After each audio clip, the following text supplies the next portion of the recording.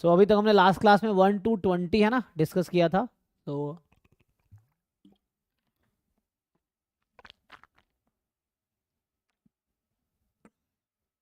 कुछ डाउट है 1 to 20 में?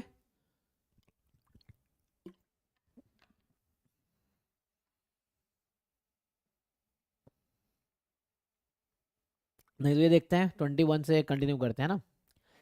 तो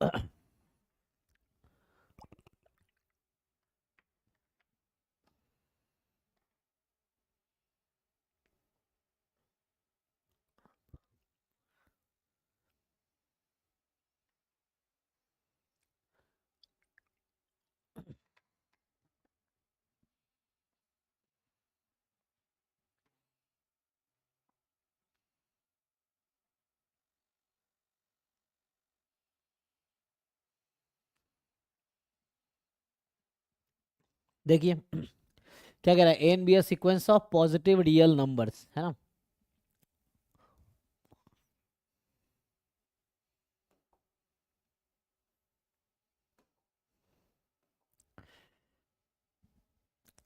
एक तो पॉजिटिव रियल नंबर का सीक्वेंस है, और आपको इस तरह से एक रिलेशन दे रखा है, इसको बोलते हैं रिकर्सिव रिलेशन, है ना। तो ऐसा दे रखा है, पहला टर्म तो 3 है, और बाकी एन जो है लेस देन 7 है for all n more than equal to, ये भी दे रखा है आपको। तो बताओ क्या है, एन मोनोटोनिकली इंक्रीजिंग है, एन कन्वर्ज करेगी value in the interval 3 to 7, है ना। तो आपको ये डिसाइड करना है, बताइए क्या होना चाहिए। तो कुछ टर्म निकाल के देखो, एक आइडिया मिल जाता है कि क्या होना है, इंक्रीजिंग है डिक्रीजिंग है। जैसे है ना, यहाँ से अगर हम पुट करें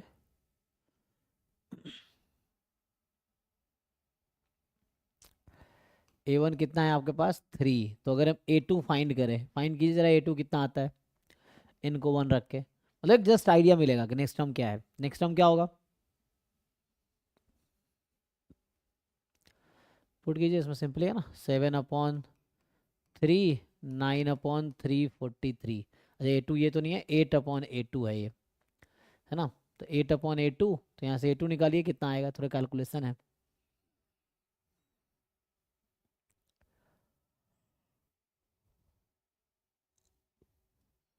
बताओ भाई सॉल्व करके। तो यहाँ से जो A2 आना है, 8/वही 7/3 प्लस 9/343, यही होगा। इसको सिंप्लीफाई कीजिए, कितना आता है, 3 से बड़ा ही आ रहा है। 3 से बड़ा आ रहा है। तो इसका मतलब है कि इंक्रीजिंग हो सकता है, हम गारंटी नहीं देंगे बट हाँ, क्योंकि भी एक ही टर्म चेक किया ना हमने। बट ये है कि अभी हम क्या करते हैं, सिंपली एक आइडिया मिला है ना, ऐसा है। अभी मैं क्या करता हूँ, हम लोग सिंपली स्टार्ट करते हैं। मान लेता हूँ अभी के लिए कि अज्यूम इट इज़ कन्वर्जेंट, ठीक है। एक्चुअली अगर इंक्रीजिंग है और ये अपर बाउंड इसका 7 है, तो आप जानते हैं कि कोई सीक्वेंस इंक्रीजिंग है और बाउंडेड एबव है तो ये लिस्ट अपर बाउंड पे कन्वर्ज करेगी, है ना। ये थ्योरम जानते हैं आप लोग। सो तो ऐसे दिख रहा है ये बाउंडेड सीक्वेंस है, लेकिन वो देखना पड़ेगा, है ना कि। तो पहले चेक करते हैं जरा क्या आता है। अगर मैं अज्यूम कर लूँ कि ये कन्वर्जेंट है, तो देखते हैं लिमिट का क्या आइडिया है। जरा इसको सॉल्व करके देखिए क्या आता है। फिर भी ना आ रहा है। 1/L is equal to L²/343। तो यहाँ L³ इज इक्वल टू 343, ये क्या है, 7 का क्यूब है क्या, किसका क्यूब है ये, 7। 7 का क्यूब। अच्छा, तो ये 7 का क्यूब है, तो L की वैल्यू तो 7 आ गई। सो इसका क्या मतलब है, अभी हमने देखा कि जो यहाँ पे A1 3 है, A2 3 पॉइंट हम, ये एक और काम कर सकते हैं हम लोग ये निकालने की कोशिश कर सकते हैं an+1 माइनस an। तो इसके लिए है ना वो देखना पड़ेगा। तो देखो चूंकि हम लोग एंट्रेंस एग्जाम में सब्जेक्टिव क्वेश्चन सॉल्व नहीं कर रहे हैं, तो जरूरी नहीं कि एक एक स्टेप हम लिख के दिखाए, है ना। तो कुछ चीज़ें एंट्रेंस में ऐसे ही समझ आ जाता है क्या होना है क्या नहीं होना है। सो प्रूफ करने की जरूरत नहीं हर पॉइंट को यहाँ पे। तो जैसे हमने क्या कहा कि मान लो कन्वर्जेंट है, तो पता चला कि लिमिट 7 होगी। अब आपको यहाँ पे ये सोचने की जरूरत है क्या लिमिट 7 हो सकती है, बस ये सोचना है। तो जैसे पहला टर्म 3 था, दूसरा टर्म कुछ होगा 3 पॉइंट समथिंग, तीसरा टर्म ऐसे होगा। और जब n बहुत लार्ज है, तो सीक्वेंस 7 के नेबरहुड में जाके है ना, मतलब लिमिट का डेफिनेशन आप लोग जानते ही हैं कि कुछ टर्म को अगर छोड़ देते हैं तो उसके बाद के सारे टर्म जो लिमिट है उसके नेबरहुड में होता है। तो मतलब n बहुत लार्ज है तो जो नंबर है वो 7 के नेबरहुड में होगा, सीक्वेंस के ईच टर्म 7 के नेबरहुड में है, तो मतलब 7 पे कन्वर्ज कर रही है। तो ऑब्वियसली फर्स्ट टर्म 3 और 7 तक गई है तो ये इंक्रीजिंग सीक्वेंस ही होगी, और एग्जैक्ट इंक्रीजिंग ना भी हो तो अल्टीमेटली इंक्रीजिंग हो। अल्टीमेटली इंक्रीजिंग क्या होता है, कुछ टर्म छोड़ के इंक्रीजिंग होगा। अब जैसे यहाँ पे ये बोला जा रहा है कि an मोनोटोनिकली इंक्रीजिंग है, अब ये थोड़ा सोचना पड़ेगा। फिर जैसे बोल रहा है कि an converges to a value in the interval 3, ये तो ट्रू लग रहा है मुझे, है ना। अब होता क्या है कि an एक पॉजिटिव रियल नंबर का सीक्वेंस है, बाउंडेड भी है ना।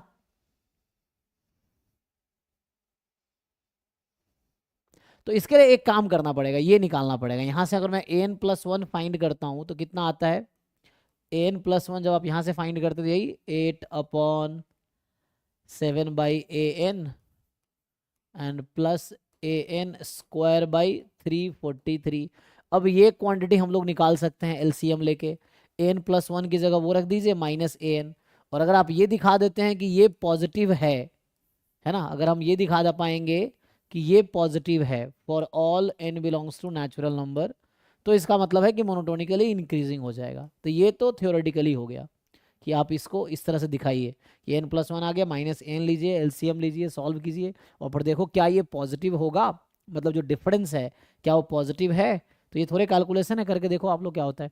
पुट करो अभी, -n करो यहाँ पे आप, फिर एलसीएम लो, सिंप्लीफाई करो, क्या पॉजिटिव होने की गारंटी, क्योंकि यहाँ पे एक इन्फॉर्मेशन है तो इस इन्फॉर्मेशन को यूज़ करके आप बता पाएंगे। तो क्या ये पॉजिटिव आएगा, इस तरह से है। और जहाँ तक मुझे लग रहा है सही है कि ये 3 से स्टार्ट हुआ, फिर ये इंक्रीज होते होते कहाँ तक चला जाएगा, 7 तक। तो ये जो भी टर्म्स है 3-7 के बीच में है, लिमिट 7 होगी, और मुझे लग रहा है इंक्रीजिंग होगा। लेकिन प्रूफ के लिए, क्योंकि मैं तो गेस कर रहा हूँ ना इस तरह से, प्रूफ के लिए आपको ये करना पड़ेगा कि इसमें घटाइए, सिंप्लीफाई कीजिए, और जस्ट इंश्योर हो जाओ कि आप ये नॉन नेगेटिव है एटलीस्ट। तो नॉन नेगेटिव है तो इंक्रीजिंग होगा। तो मुझे लग रहा है ट्रू है, बाकी आप लोग देख लो, बताओ क्या लग रहा है। सर nth टर्म का ही डिफरेंस देखेंगे, मतलब सिर्फ थर्ड और फोर्थ या सेकंड थर्ड का डिफरेंस देख के बोल सकते हैं ना। नहीं, डायरेक्टली उसकी गारंटी नहीं दे सकते ना हम लोग, मतलब कुछ टर्म निकाल के आपको आइडिया मिल जाएगा कि क्या हो रहा है, इंक्रीज हो रहा है ना। जैसे A1 हमने देखा 3 है, A2 जैसे उन्होंने बताया कि 3.3 से ज़्यादा ही आएगा ये, अगर आप 3.4। है ना 3.4 है। फिर आप ऐसे ही A3 निकालेंगे तो वो भी 3.4 से ज़्यादा ही आएगा, एंड सो ऑन। तो यहाँ से एक इंट्यूशन आ रहा है कि हाँ ये इंक्रीजिंग सीक्वेंस है, क्योंकि लिमिट भी कहाँ पे जा रही है, 7 पे। तो मतलब 3 से स्टार्ट होके जब n बहुत लार्ज है तो 7 के नेबरहुड में चली गई, तो इंक्रीजिंग सीक्वेंस है। बट प्रूफ करने के लिए मैं बोल रहा हूँ कि this is the way, so you can prove this way, आप ये लिख के प्रूफ कर सकते हैं, ये चीज़ है। यस सर, एक भी टर्म अगर सपोज एक आ गया 3.4 फिर 3.2 आ गया सपोज थर्ड टर्म, तो इंक्रीजिंग नहीं तब होगा, मोनोटोनिकली नहीं होगा ना। नहीं, क्योंकि ईच n के लिए होना चाहिए, तो वो अल्टीमेटली इंक्रीजिंग होगा, उसका नाम होता है अल्टीमेटली इंक्रीजिंग, कि कुछ टर्म को छोड़ के बाद में इंक्रीजिंग है। मोनोटोनिकली इंक्रीजिंग मतलब फॉर ईच नेचुरल नंबर, तो A1 less than A2 less than A3 and so on, तब monotone less than equal to, तब ये मोनोटोनिकली होगा। ठीक है ना, ये चीज़ है। यहाँ तो मोनोटोनिकली होगा क्योंकि वो, और ना ओसिलेटिंग हो जाएगा, कोई आगे कोई पीछे हुआ तो फिर वैसा प्रॉब्लम आएगी, है ना। फिर वो कन्वर्ज नहीं कर पाएगी, है ना, कन्वर्ज तभी करेगी जब वो यहाँ पे, है ना, वैसा होगा। ठीक है, तो ये मैथमेटिकली आप इस तरह से प्रूव कर सकते हैं, क्योंकि हम एग्जाम में इतना टाइम नहीं होगा, तो ये ट्रू होगा दोनों ऑप्शन। नेक्स्ट जो है, जो 22 क्वेश्चन है, ये कह रहा है कि m कोई